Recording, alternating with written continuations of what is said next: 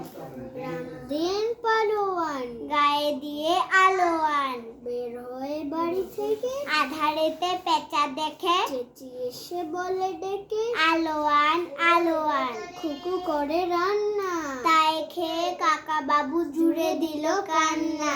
মামা এসে মুখে দিয়ে আর খেতে চান না, হাঁকিয়ে দিয়ে ট্যাক্সিকাল। আর ছিল এক শিয়াল, সামনে এলে দেখতে পাই খেদমা বুড়ির নাচ জামাই, ঠ্যাংখোড়া ওই হ্যাংলা ঘোড়ার নাইকো জুড়ি, আর তার উপরে বসলো চেপে হুটকা বুড়ি দাঁড়।